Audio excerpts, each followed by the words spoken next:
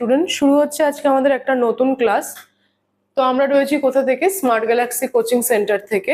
ঠিক আছে, আমাদের হেড ব্রাঞ্চ কোথায়? আমাদের হেড ব্রাঞ্চ কিন্তু বালুরঘাট। তাছাড়াও আমাদের আর যেসব জায়গায় রয়েছে গঙ্গারামপুর, তপন, বুনিয়াদপুর, কালিয়াগঞ্জ আর মালদা। দীর্ঘ 8 বছর ধরে অসংখ্য ছাত্রছাত্রীর স্বপ্ন পূরণের কিন্তু একমাত্র সাথী আমরা।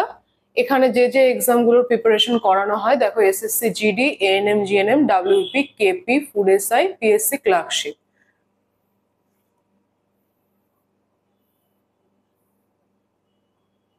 তোমরা এখানে কি কি ফেসিলিটিস পাচ্ছ দেখো। তোমরা এখানে প্রত্যেকটা বিষয়ের কিন্তু আলাদা আলাদা বিষয় ভিত্তিক টিচার পাচ্ছ।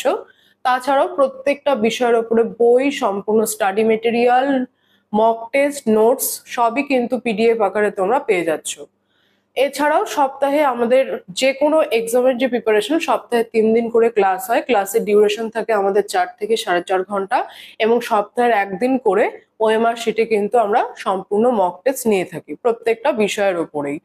ফুল লেন্থ মক টেস্ট যাকে আমরা বলি, সম্পূর্ণ অফলাইন ক্লাস, এবং সেই ক্লাসের রেকর্ডেড ভার্সন কিন্তু তোমরা পেয়ে যাবে।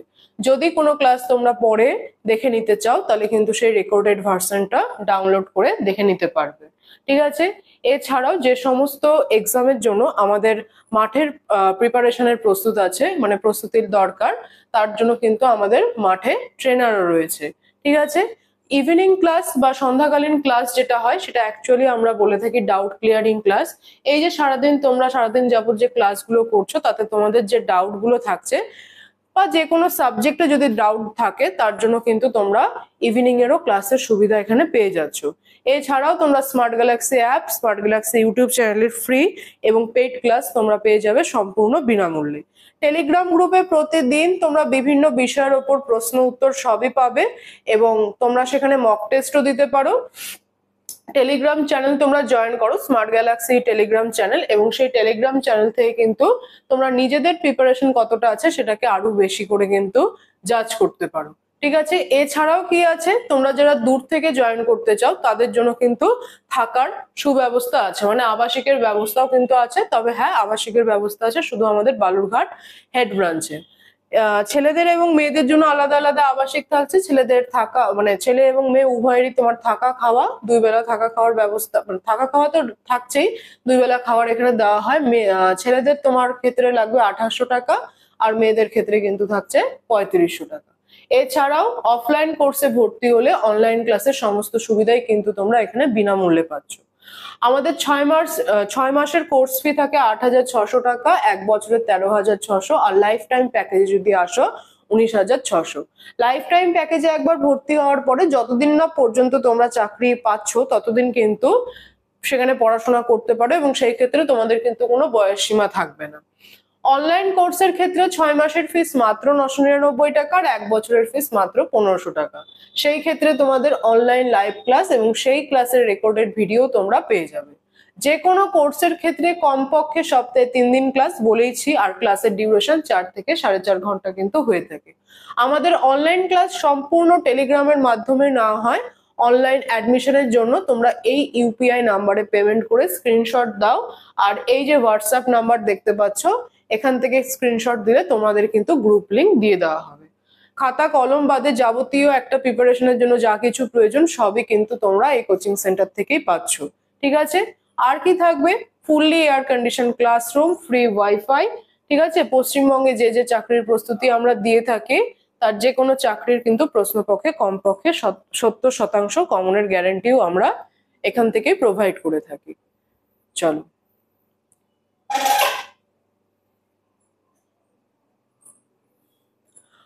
আমাদের যে প্রিভিয়াস ক্লাসটা হয়েছে, সেই প্রিভিয়াস ক্লাসটা যদি তোমরা দেখো, তাহলে প্রিভিয়াস ক্লাসে আমরা কিন্তু সিপাহী বিদ্রোহ সম্পর্কে আলোচনা করেছি, এবং সিপাহী বিদ্রোহ থেকে যে সমস্ত ইম্পর্টেন্ট পার্ট গুলো রয়েছে সেগুলোকে আমরা ধরে ধরে ডিসকাস করেছি। সেখান থেকে সম্ভাব্য প্রশ্নোত্তর কি কি দরকার বা কি কি আসতে পারে সেগুলো আমরা কিন্তু আগের দিনের ক্লাসে আলোচনা করেছি।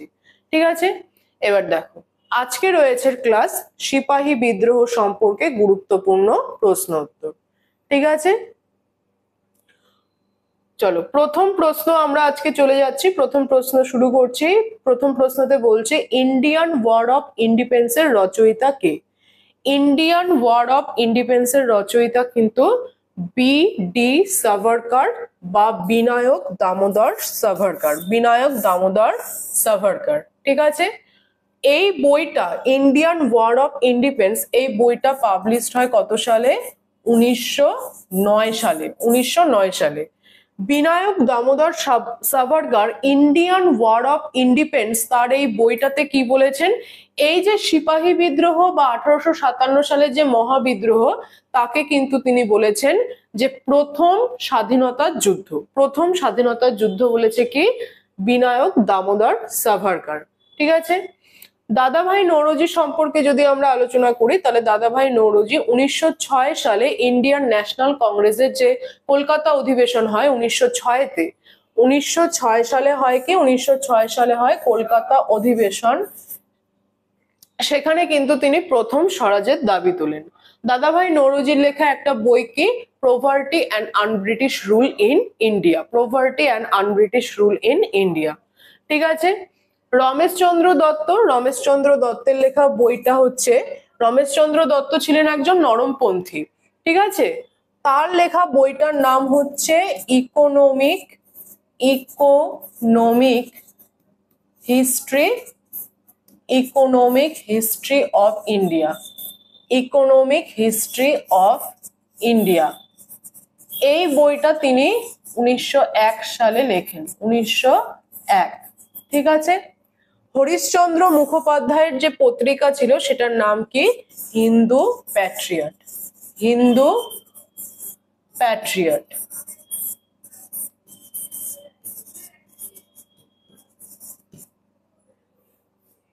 চলো পরবর্তী প্রশ্নে আমরা মুভ করি।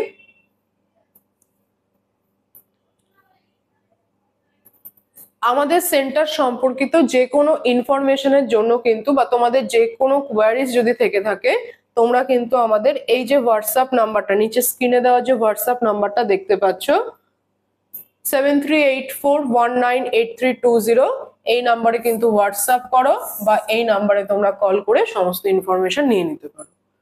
মহারানীর ঘোষণাপত্রের তারিখ কি ছিল? ফার্স্ট অপশন আছে 1 নভেম্বর 1858, 29 মার্চ 1857, 10 মে 1857, 11 ফেব্রুয়ারি 1860। তাহলে কোনটা হবে?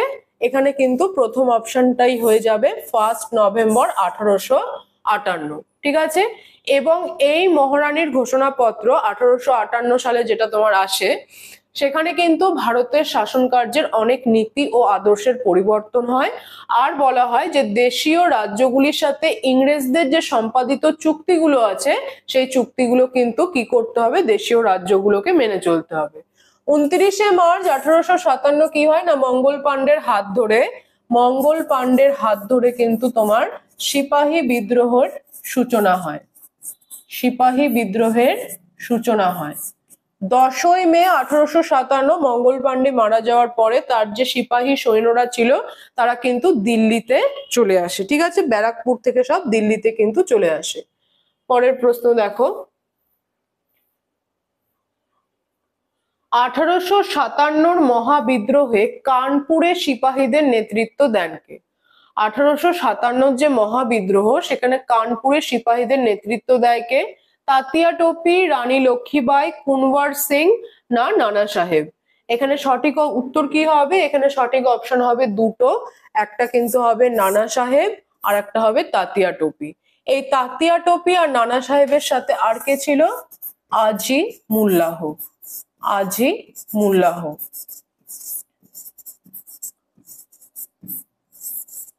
আর রানী লক্ষ্মীবাই যে দেখতে পাচ্ছি, অবশ্যই আমরা জানি তিনি ঝাঁসি থেকে দেয় তোমার নেতৃত্ব, বা ঝাঁসির রানী ছিল তিনি লক্ষ্মীবাই। ঝাঁসি একটা দেশীয় রাজ্যের নাম। কুনওয়ার সিং ইনি কিন্তু বিহার থেকে নেতৃত্ব দেয়, কুনওয়ার সিং দেয় বিহার থেকে। ঠিক আছে, আর ইনি দেয় ঝাঁসি। নেক্সট কোশ্চেনে মুভ করো।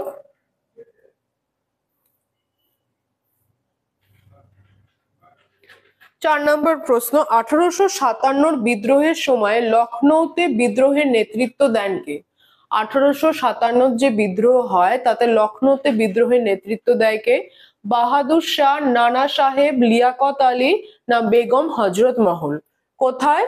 লখনৌতে। ঠিক আছে, লখনৌতে কিন্তু তোমার বিদ্রোহের নেতৃত্ব দিয়েছিল বেগম হজরত মহল। বেগম হজরত মহল লখনৌতে তিনি দেয়। বাহাদুর শাহ দেয় দিল্লি থেকে, নানা সাহেব আমরা আগের প্রশ্নেই পড়লাম কানপুর থেকে, লিয়াকত আলী দিয়েছিল এলাহাবাদ থেকে। লিয়াকত আলী দেয় এলাহাবাদ থেকে। ইনি দেয় দিল্লি থেকে। আচ্ছা, পরের প্রশ্ন দেখো।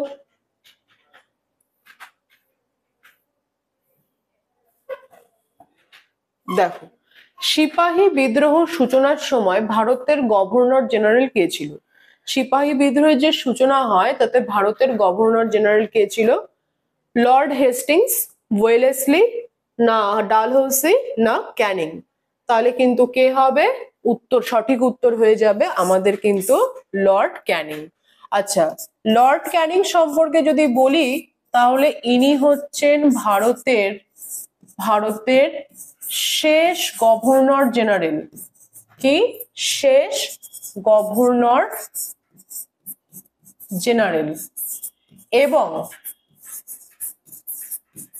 লর্ড ক্যানিংকে দিয়ে ভারতের গভর্নর জেনারেলের পদটা শেষ হয় এবং প্রথম, অবশ্যই ভারতের প্রথম ভাইসরয়।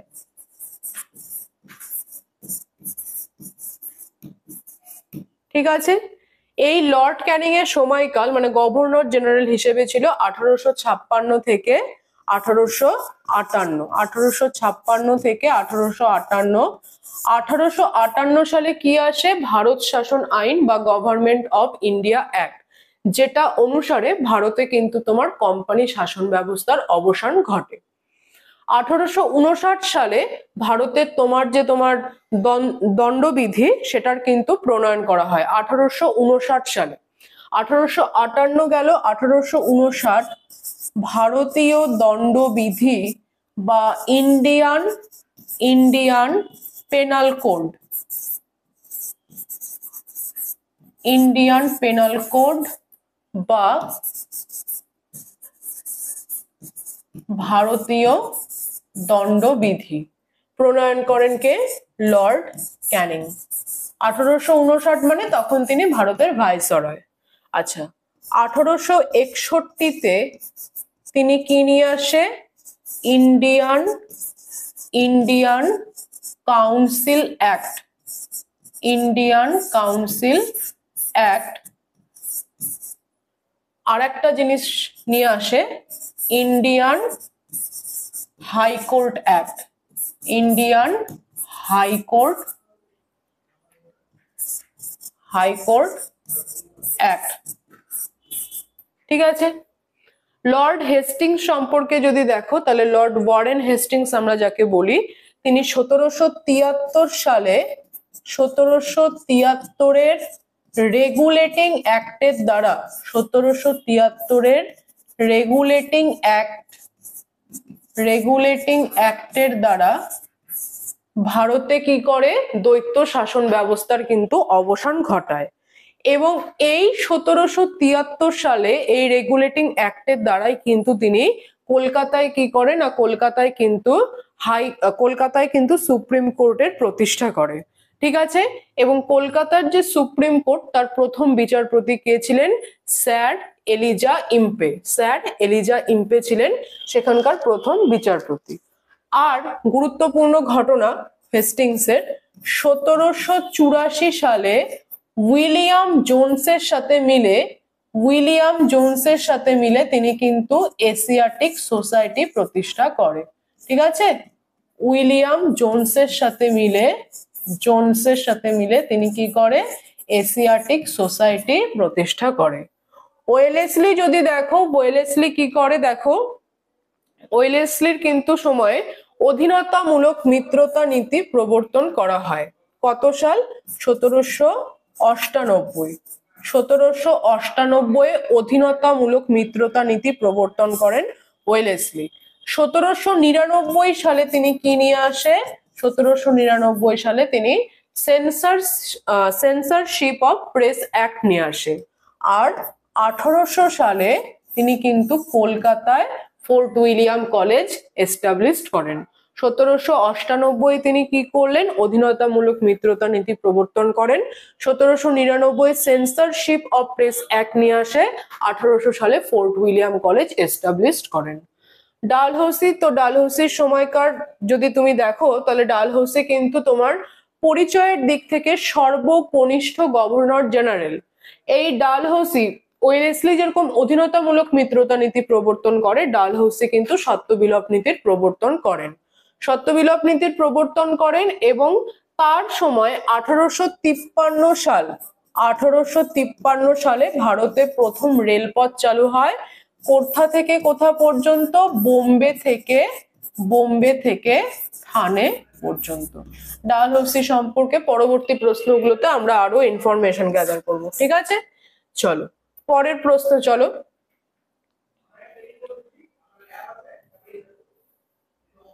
এই যে কোশ্চেন গুলো তোমরা কিন্তু পাচ্ছ স্টুডেন্ট, এই কোশ্চেন গুলোর সাথে যে এক্সট্রা পয়েন্ট, এত যে এক্সট্রা পয়েন্ট করানো হচ্ছে, এগুলো কিন্তু তোমরা নোট ডাউন করতে থাকো। ঠিক আছে, যা তোমাদের আপকামিং যে কোনো এক্সামের জন্য কিন্তু খুব হেল্পফুল হতে চলেছে। দেখো পরবর্তী প্রশ্ন, দেখো 6 নম্বর প্রশ্ন। 1857 সালের যে অভ্যুত্থান, 1857 সালের অভ্যুত্থানে ভারতের কোন অঞ্চলে বিশেষ কোনো প্রভাব পড়েনি? বিশেষ কোনো প্রভাব পড়েনি। বাংলা, অযোধ্যা, পাঞ্জাব না সবকটি অঞ্চলে? বিশেষ কোনো প্রভাব পড়েনি 1857 মহাবিদ্রোহের সময়, সেটা আমাদের সঠিক উত্তর হয়ে যাবে কিন্তু পাঞ্জাব। ঠিক আছে, পরবর্তী প্রশ্নে চলো। দেখো 1857 এই বইটির রচয়িতা কে? এই বইটির রচয়িতা কে? S N Sen. B number option বলছে Syed Ahmed Khan. C number option বলছে R C Majumdar. D number option বলছে আর সি ভান্ডারকার। তাহলে এটার সঠিক উত্তর কি হবে? S N Sen. S N Sen মানে তোমার উত্তর দাঁড়াচ্ছে সুরেন্দ্রনাথ সেন। সুরেন্দ্রনাথ সেন। ঠিক আছে, সুরেন্দ্রনাথ সেন। আচ্ছা, তারপরে দেখো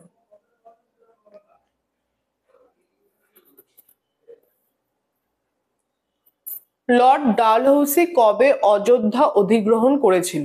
লর্ড ডালহৌসি কবে অযোধ্যা অধিগ্রহণ করে? অপশনগুলোতে কি কি আছে? 1857, 1848, 1853 না 1856? এই যে 1856 সাল, এই 1856 সালে কিন্তু লর্ড ডালহৌসি কি করছে? 1856 সালে তোমার অযোধ্যা অধিগ্রহণ করছে। অযোধ্যা অধিগ্রহণ করছে। আচ্ছা, এটা আমাদের হয়ে যাবে সঠিক উত্তর। আর এই 1856 সালে লর্ড ডালহৌসি কি করে? 1856-তে কিন্তু তিনি বিধবা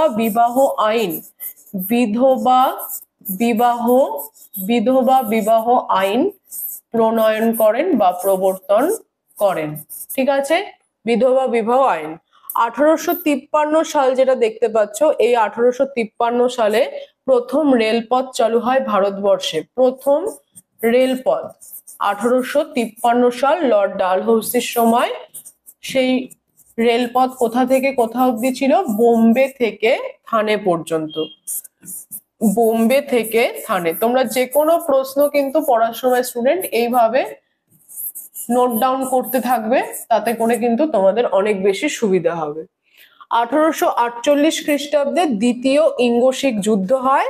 আর 1857 খ্রিস্টাব্দে তো সিপাহী বিদ্রোহ বা মহাবিদ্রোহ, যেটা নিয়ে আমরা এখন আলোচনা করছি। ঠিক আছে, নেক্সট প্রশ্নে মুভ করো। আচ্ছা, নেক্সট প্রশ্নে মুভ করার আগে বলি, আমাদের যে কোচিং সেন্টার তোমরা জয়েন করবে, সেই কোচিং সেন্টারে কিন্তু মানে স্মার্ট গ্যালাক্সির কিন্তু অনেক বইও পাবলিশড হয়েছে। যেরকম স্মার্ট গ্যালাক্সি ম্যাথমেটিক্যাল ম্যাজিক। ঠিক আছে, স্মার্ট গ্যালাক্সির দেখো ওয়েস্ট বেঙ্গল পুলিশ কনস্টেবল।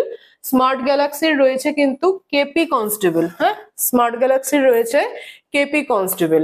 এছাড়াও আরো কিন্তু অন্যান্য বই কিন্তু নেক্সট মান্থের মধ্যে পাবলিশড হচ্ছে। তোমরা এই বইগুলো পারচেস করো অ্যামাজন, মিশো বা ফ্লিপকার্ট থেকে, এবং বইগুলো পারচেস করার পরে তোমরা দেখতে পাবে প্রত্যেকটা কিন্তু বইতে, প্রত্যেকটা যে যে যে সাবজেক্টের বই, আর যেগুলো ফুল লেন্থ মক টেস্ট, এখানে মক টেস্ট আকারে দেওয়া আছে, তাছাড়া সাবজেক্ট গুলোকে কিন্তু ডেসক্রিপটিভ বইতে প্রত্যেকটা বইতে সুন্দর করে সাজানো আছে।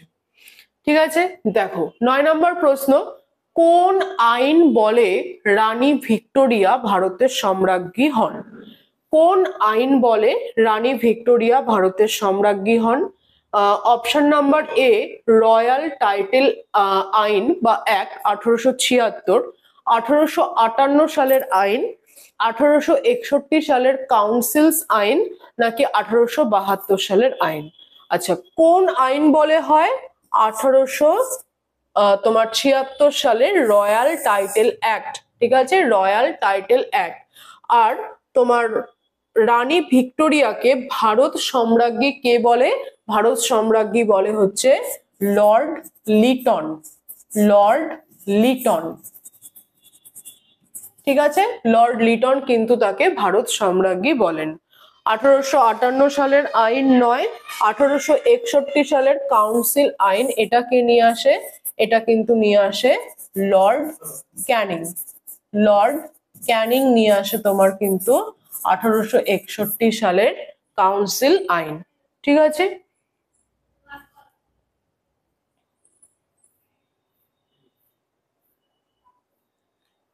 দশ নম্বর প্রশ্ন দেখো, 1857 সালের এই যে বিদ্রোহ, এই বিদ্রোহে কোন ভারতীয় শাসক বন্দী হয়েছিলেন? 1857 সালের বিদ্রোহে কোন ভারতীয় শাসক বন্দী হয়েছিলেন?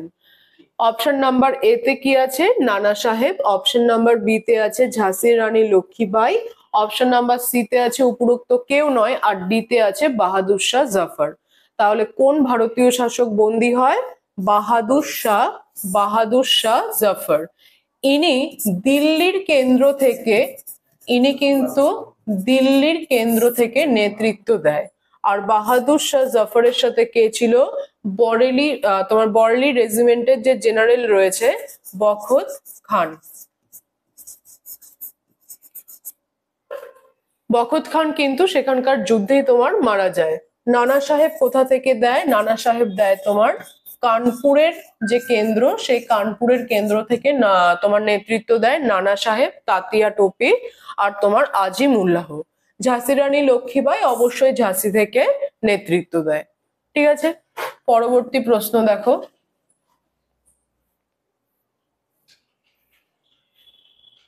দেখো 1857 মহাবিদ্রোহের সময় দিল্লির মুঘল সম্রাট কে ছিল? 1857 এই যে মহাবিদ্রোহ হয়, তাতে দিল্লির মুঘল সম্রাট কে ছিলেন?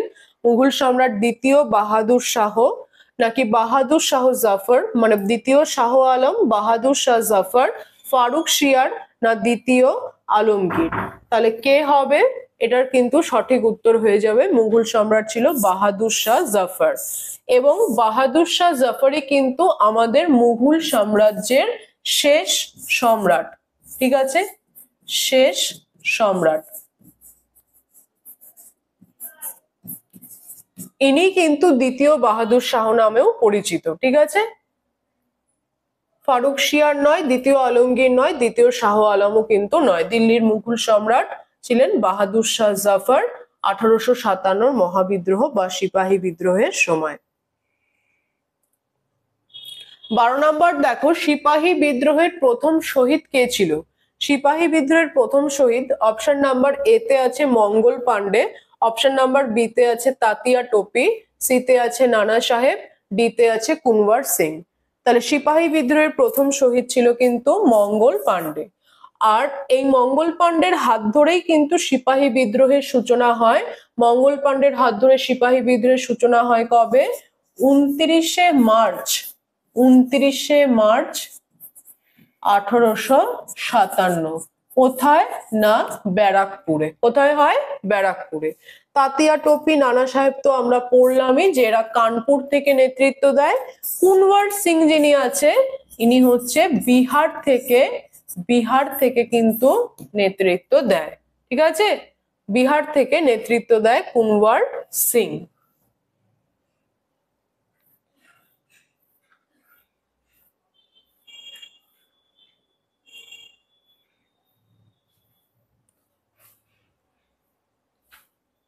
আচ্ছা, তোমাদের কিন্তু যে কোনো ইনফরমেশন যদি প্রয়োজন হয় তার জন্য কিন্তু তোমরা এই হোয়াটসঅ্যাপ নাম্বারটাতে, ঠিক আছে, এই হোয়াটসঅ্যাপ, এই যে স্ক্রিনে দেওয়া হোয়াটসঅ্যাপ নাম্বারটা দেখতে পাচ্ছ, এই হোয়াটসঅ্যাপ নাম্বারটাতে কল করো বা হোয়াটসঅ্যাপ করে কিন্তু সমস্ত ইনফরমেশন নিয়ে নিতে পারো, বা তোমাদের যা যা কোয়ারিজ আছে সেগুলোকে কিন্তু ক্লিয়ার করো।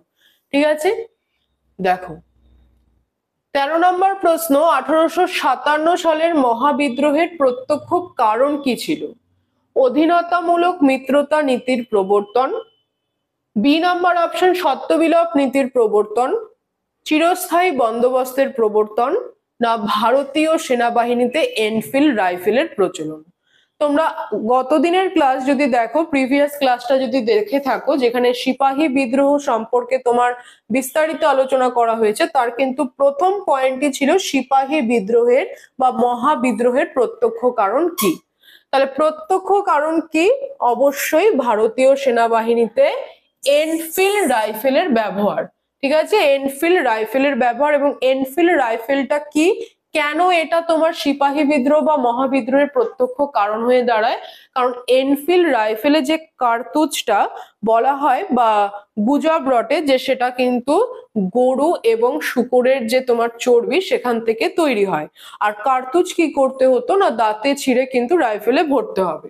এর ফলে কি হয়, হিন্দু এবং মুসলিম উভয় সম্প্রদায়ের যে তোমার সিপাহীরা রয়েছে তারা কিন্তু নিজেদের ধর্ম হারানোর ভয় করে, এবং এই ক্ষোভ সরকারের প্রতি, এই ক্ষোভ কিন্তু তাদের মনের মধ্যে ধীরে ধীরে জমতে জমতে তা কিন্তু 1857 সালের মহাবিদ্রোহ বা সিপাহী বিদ্রোহের আকার নেয়।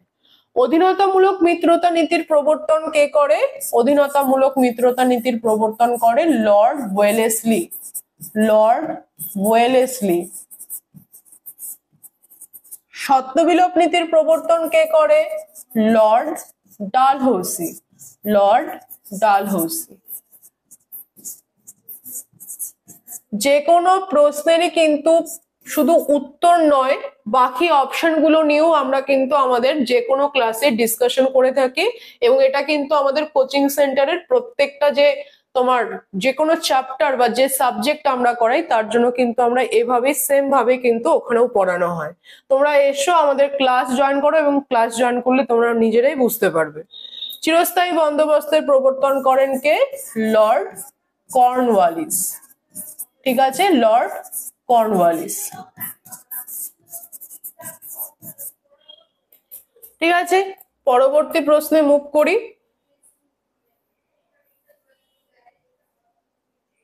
দেখো 14 নম্বর, 1857 সালের মহাবিদ্রোহকে একটি পরিকল্পিত জাতীয় স্বাধীনতা যুদ্ধ বলে অভিহিত করেছেন কে? স্যার জন সিলি, রমেশচন্দ্র মজুমদার, বিনায়ক দামোদর সাভারকার, না বেঞ্জামিন ডিসরেলি? কে হবে? সঠিক উত্তর হয়ে যাবে কি বিনায়ক দামোদর সাভারকার। একটি পরিকল্পিত জাতীয় স্বাধীনতা যুদ্ধ বলেছেন কে? বিনায়ক দামোদর সাভারকার। ঠিক আছে, একটি পরিকল্পিত জাতীয় স্বাধীনতা যুদ্ধ। রমেশচন্দ্র মজুমদার এই সিপাহী বিদ্রোহ বা মহাবিদ্রোহ সম্পর্কে কি বলেছে? যে এটা না প্রথম, সাভারকার যেরকম বলছে যে এটা একটা প্রথম স্বাধীনতার যুদ্ধ বা পরিকল্পিত জাতীয় স্বাধীনতার যুদ্ধ, রমেশচন্দ্র মজুমদার বলছে এটা না প্রথম, না জাতীয়, না স্বাধীনতার যুদ্ধ। না প্রথম, না জাতীয়, না স্বাধীনতার যুদ্ধ।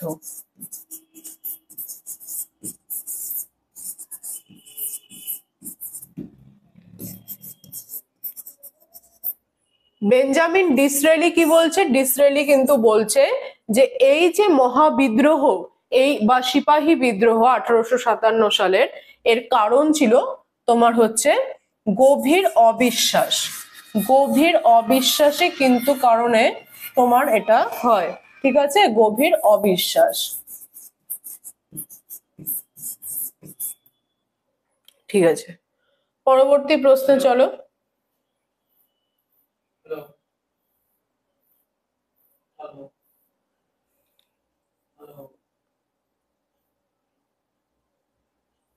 দেখো, মহাবিদ্রোহের সময় ইংল্যান্ডের প্রধানমন্ত্রী কে ছিল? মহাবিদ্রোহের সময় ইংল্যান্ডের প্রধানমন্ত্রী উইলিয়াম পিট পামারস্টোন, র্যামসে ম্যাকডোনাল্ড না ক্লিমেন্ট এটলি? মহাবিদ্রোহের সময় ইংল্যান্ডের প্রধানমন্ত্রী ছিলেন কে? পামারস্টোন। পামারস্টোন হয়ে যাবে কিন্তু আমাদের রাইট আনসার। ঠিক আছে,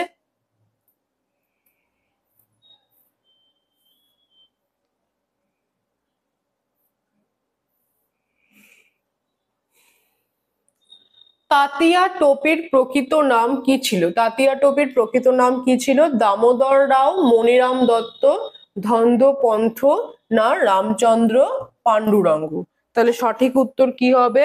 সঠিক উত্তর হয়ে যাবে কিন্তু রামচন্দ্র পাণ্ডুরঙ্গ। ঠিক আছে, রামচন্দ্র পাণ্ডুরঙ্গ হবে সঠিক উত্তর। হ্যাঁ, রামচন্দ্র পাণ্ডুরঙ্গই হবে কিন্তু আমাদের সঠিক উত্তর। তাতিয়া টোপি, অনেক জায়গায় তোমরা পাণ্ডুরঙ্গর বদলে পাণ্ডু টোপিও পেতে পারো। পাণ্ডু টোপি, তাতিয়া টোপি, তো পাণ্ডু টোপিও তোমরা পেতে পারো। প্রত্যেকটা প্রশ্ন, এই যে প্রশ্নগুলো আমরা করছি, এই প্রশ্নগুলো কিন্তু তোমরা আমাদের তোমরা আমাদের বইতেও কিন্তু পেয়ে যাবে। ঠিক আছে, ক্লাস বা বইতেও কিন্তু তোমরা সুন্দরভাবে পেয়ে যাবে। তোমরা এই বইগুলোকে পারচেস করো। আপকামিং যে এক্সাম আছে, কলকাতা পুলিশ কনস্টেবল বলো, ডাব্লিউবিপি বলো, ঠিক আছে, যে ডাব্লিউবিপি বলো বা ম্যাথ ম্যাজিক বলো, প্রত্যেকটা কিন্তু তোমরা সুন্দরভাবে সেখানে পেয়ে যাবে।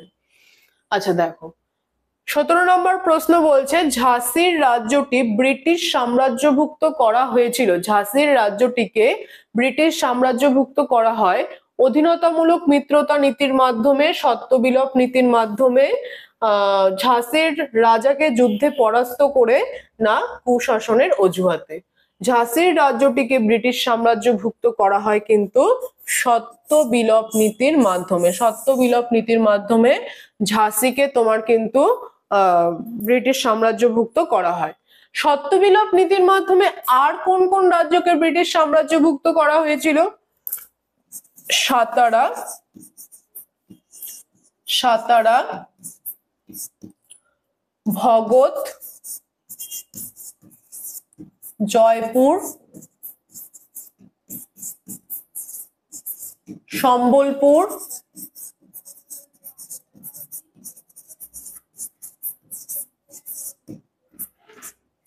কানপুর,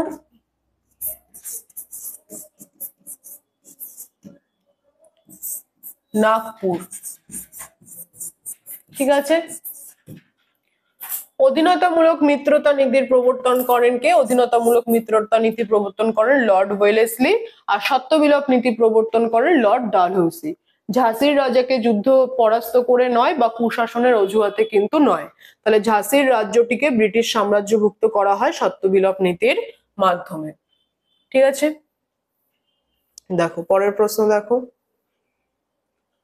1857 সালের মহাবিদ্রোহের পতাকা প্রথম উত্তোলন করেন কে? নানা সাহেব, মঙ্গল পান্ডে, বাহাদুর শাহ জাফর না কুনওয়ার সিং? 1857 সালের মহাবিদ্রোহের পতাকা উত্তোলন করেন কিন্তু মঙ্গল পান্ডে। ঠিক আছে, মঙ্গল পান্ডে, কারণ মঙ্গল পান্ডের হাত ধরেই তো মহাবিদ্রোহের সূচনা হয়। আর সেটা কবে হয় আমরা কিন্তু একটু আগেও পড়লাম, 29 মার্চ, মানে 29শে মার্চ, আর 1857 সাল। বাহাদুর শাহ জাফর, যিনি দিল্লি থেকে নেতৃত্ব দেয় মঙ্গল পান্ডের পরে, এবং সিপাহীরা কিন্তু বাহাদুর শাহ জাফরকে ভারতের সম্রাট বলেও ঘোষণা করে বা হিন্দুস্তানের সম্রাটও বলে। কুনওয়ার সিং বিহার থেকে দেয়, নানা সাহেব তোমার দেয় কোথা থেকে? তোমার কানপুর থেকে। ঠিক আছে, নানা সাহেব দেয় কানপুর থেকে।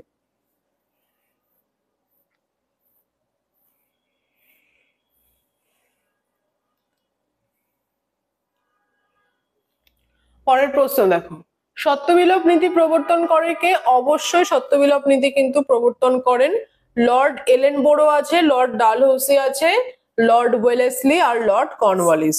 সঠিক উত্তরটা কি হবে? সঠিক উত্তর কিন্তু হয়ে যাবে লর্ড ডালহৌসি। সত্যবিলোপ নীতির প্রবর্তন করেন ডালহৌসি, কিন্তু পরিচয়ে সব থেকে তোমার ছোট বা সব থেকে কনিষ্ঠ, সর্বকনিষ্ঠ আমাদের হচ্ছে গভর্নর জেনারেল। তিনি সত্যবিলোপ নীতির প্রবর্তন করেন এই ডালহৌসি তোমার 1856 সালে কি করে? 1856 সালে বিধবা বিবাহ আইন প্রবর্তন করে। 1857 সালে হিন্দু বিধবা বিবাহ আইন প্রবর্তন করে। 1853 সালে রেলপথ চালু হয়। 1853 চার্টার অ্যাক্টও আছে। আচ্ছা, 1855 যে সাঁওতাল বিদ্রোহ হয় সেটাও কিন্তু লর্ড ডালহৌসির সময়তেই হয়। ওয়েলেসলি যদি দেখো, ওয়েলেসলির সময় কি হচ্ছে, সে 1798 সালে অধীনতামূলক মিত্রতা নীতি অধীনতামূলক মিত্রতা নীতির প্রবর্তন করে। ঠিক আছে, অধীনতামূলক মিত্রতা নীতি। 1799-তে কি করে? 1799-তে সেন্সরশিপ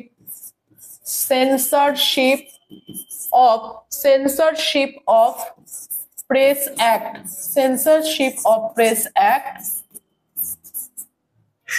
1800 সালে ফোর্ট উইলিয়াম কলেজ কলকাতায় প্রতিষ্ঠা করে। ফোর্ট উইলিয়াম কলেজ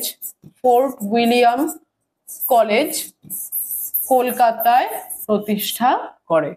কর্নওয়ালিস সূর্যাস্ত আইন প্রণয়ন করেন কে? Lord Cornwallis. ঠিক আছে, লর্ড কর্নওয়ালিস কি করে?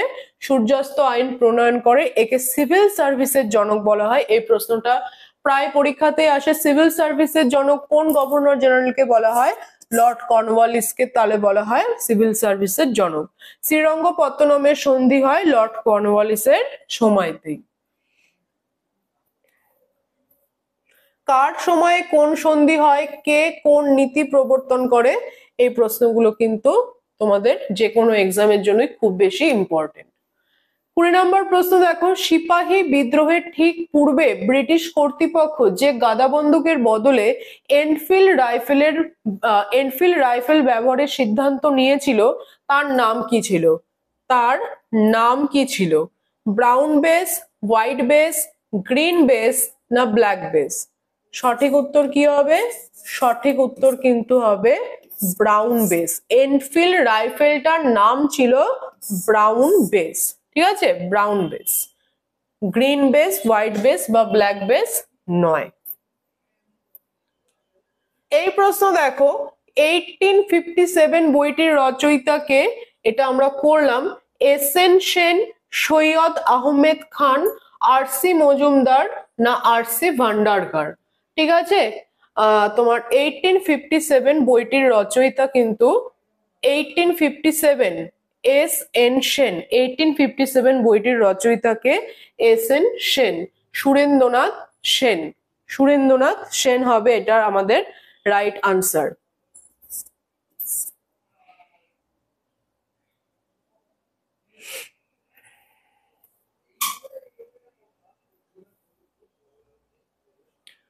পরের প্রশ্ন দেখো, ঝাঁসির রানী লক্ষ্মীবাইয়ের স্বামী তথা ঝাঁসির মহারাজার নাম কি ছিল? ঝাঁসির রানী লক্ষ্মীবাইয়ের স্বামী তথা ঝাঁসির মহারাজার নাম কি ছিল? অপশন নাম্বার এ তে আছে দামোদর রাও, অমর সিং, সদাশিব রাও না গঙ্গাধর রাও? সঠিক উত্তর আমাদের কোনটা হবে? সঠিক উত্তর কিন্তু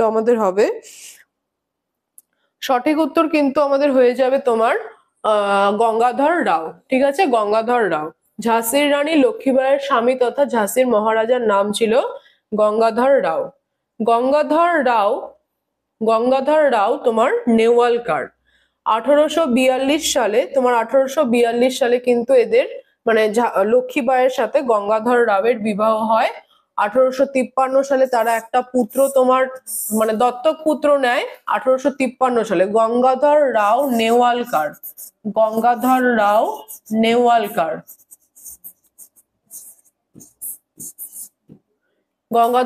তোমার নেওয়ালকার। ঠিক আছে, এর সাথে বিয়ে হচ্ছে লক্ষ্মীবাইয়ের কত সালে?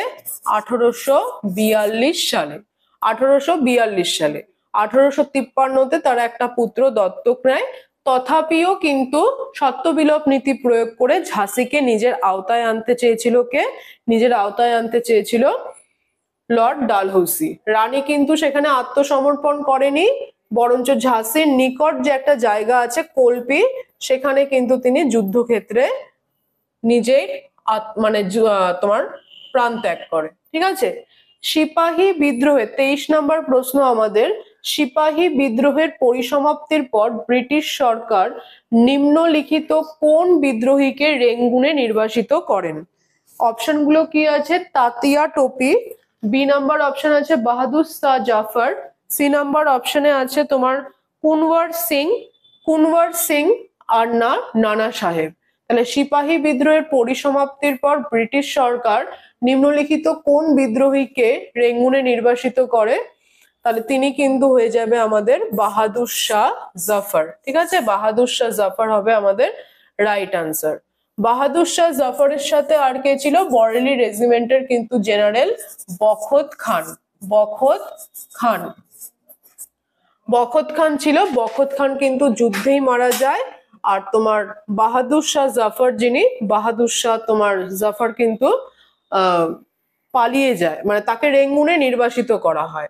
পালিয়ে গিয়েছিল তোমার হজরত মহল, ঠিক আছে, বেগম হজরত মহল, যিনি লখনৌ থেকে তোমার কিন্তু নেতৃত্ব দেয়। ঝাঁসির রানী লক্ষ্মীবাই গঠিত বিশেষ নারী বাহিনী দুর্গা দলের নেতৃত্ব কে দেয়? ঝাঁসির রানী লক্ষ্মীবাই গঠিত বিশেষ নারী বাহিনী দুর্গা দলের নেতৃত্ব কে দেয়? অপশন এ তে আছে মান্দারবাই, বি তে আছে পদ্মাবতী, সি তে আছে অহল্যাবাই, ডি তে আছে ঝালকারি বাই। তাহলে এখানে সঠিক উত্তর কিন্তু হবে কি? ঝালকারি বাই।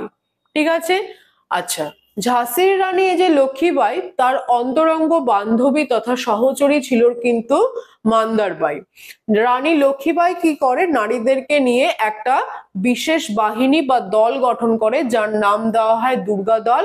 আর সেই দুর্গা দলের সেনাপতি কিন্তু ছিল ঝালকারি বাই। ঠিক আছে, সঠিক উত্তর হবে অবশ্যই ঝালকারি বাই। আর মান্দারবাই ছিল ঝাঁসির রানী লক্ষ্মীবাইয়ের সহচরী। ঠিক আছে, সহচরী।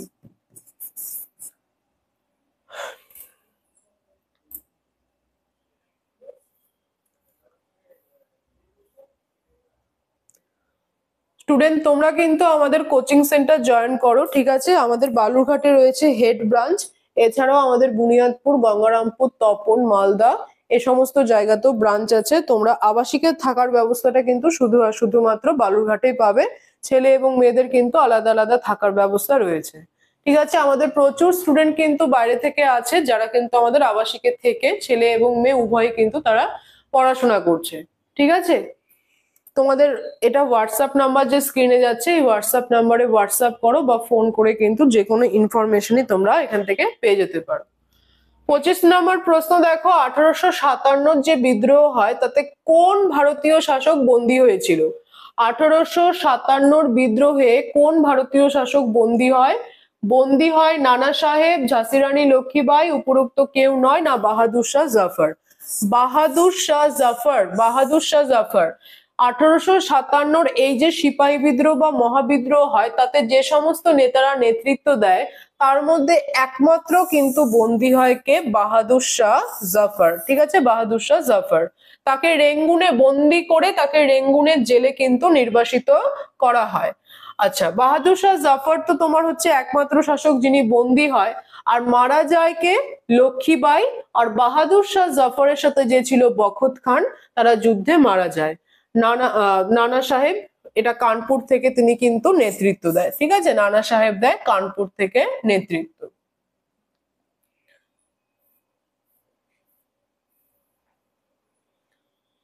নিম্নলিখিত রাজ্য, পরবর্তী প্রশ্ন, নিম্নলিখিত রাজ্যগুলির মধ্যে কোন রাজ্যটি সত্যবিলোপ নীতি প্রয়োগ করে ইংরেজ সাম্রাজ্যভুক্ত করা যায়নি? নিম্নলিখিত রাজ্যগুলির মধ্যে কোন রাজ্যটিকে সত্যবিলোপ নীতি প্রয়োগ করে ইংরেজ সাম্রাজ্যভুক্ত করা যায়নি? ফার্স্ট অপশনে দেখতে পাচ্ছ ঝাঁসি, সেকেন্ড অপশনে দেখতে পাচ্ছ সাতারা, সি তে দেখতে পাচ্ছ হায়দ্রাবাদ, আর ডি তে দেখতে পাচ্ছ কি নাগপুর। এখানে কোনটা যাবে? এখানে কিন্তু সঠিক উত্তর হয়ে যাবে আমাদের হায়দ্রাবাদ। ঝাঁসি, সাতারা, নাগপুর এই তিনটাই কিন্তু সত্যবিলোপ নীতি তোমার হচ্ছে প্রয়োগ করে ব্রিটিশ সাম্রাজ্যভুক্ত করা হয়। আর হায়দ্রাবাদও ব্রিটিশ সাম্রাজ্যভুক্ত হয়, তবে সেটা অধীনতামূলক মিত্রতা নীতি, লর্ড ওয়েলেসলির দ্বারা যে অধীনতামূলক মিত্রতা নীতি প্রবর্তন করা হয়, সেই নীতির মাধ্যমে অধীনতামূলক মিত্রতা নীতির মাধ্যমে হায়দ্রাবাদ কি হয়, ব্রিটিশ সাম্রাজ্যভুক্ত হয়। বাকি এই তিনটা রাজ্য এ, বি আর সি এরা কিন্তু সত্যবিলোপ নীতিকে প্রয়োগ করে বা সত্যবিলোপ নীতির মাধ্যমে ব্রিটিশ সাম্রাজ্যভুক্ত হয়। আচ্ছা, পরবর্তী প্রশ্নে চলো।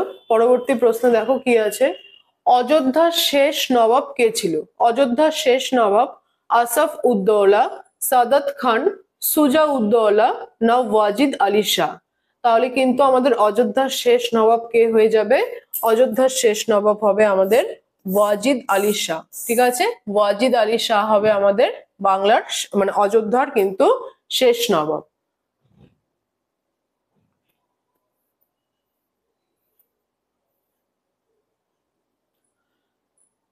28 নম্বর প্রশ্ন দেখো স্টুডেন্ট, কাকে নানা সাহেব বলা হতো?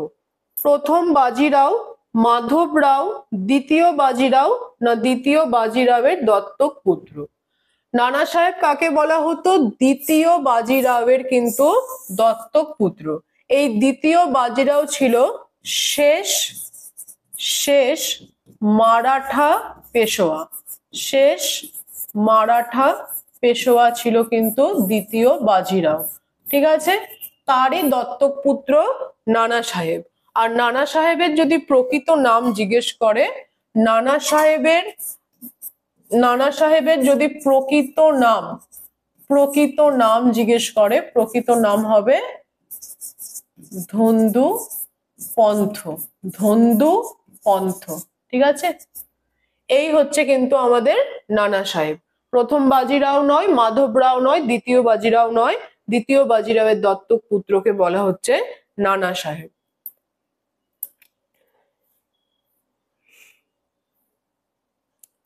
সিপাহী বিদ্রোহের পরে প্রথম ভারত সচিব হিসেবে নিযুক্ত হয় কে? Edward Henry Stanley, William Francis Hare, James Snell না উইলিয়াম হান্টার?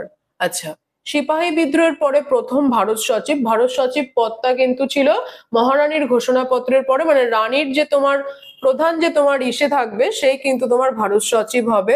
এবার মানে যে সব রানীকে তোমার উপদেশগুলো দিচ্ছে যে এটা আপনি করুন বা ওটা আপনি করুন, সেই পদটা হচ্ছে ভারত সচিব।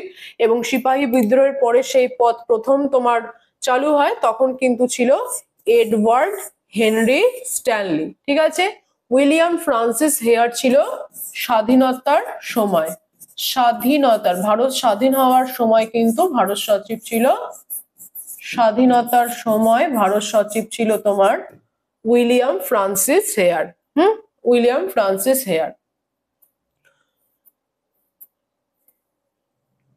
30 নম্বর প্রশ্ন, আজকের শেষ প্রশ্ন দেখো। ঝাঁসির রানী লক্ষ্মীবাইয়ের প্রকৃত নাম কি? রাজ্যশ্রী, রাজলক্ষ্মী, মণিমর্ণিকা না অহল্যা? তাহলে কি হবে? সঠিক উত্তর কিন্তু হয়ে যাবে মণিমর্ণিকা। অনেক জায়গায় লক্ষ্মীবাইয়ের প্রকৃত নাম কিন্তু তোমরা মানুও পাবে, মানু।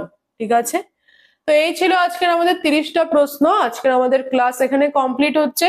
তোমরা আমাদের কোচিং সেন্টার জয়েন করো, আমাদের স্মার্ট গ্যালাক্সি ইউটিউব চ্যানেল বা স্মার্ট গ্যালাক্সি টেলিগ্রাম চ্যানেলে জয়েন করো, যেখানে প্রতিদিন কিন্তু প্রচুর প্রচুর প্রশ্ন দেওয়া হয় এবং তোমরা নিজেদেরকে কিন্তু জাজ করতে পারো যে আপকামিং এক্সাম গুলোর জন্য তোমরা নিজেরা কতটা নিজেদেরকে প্রিপেয়ার করছো। Till then student, take care, দেখা হবে নেক্সট ক্লাসে।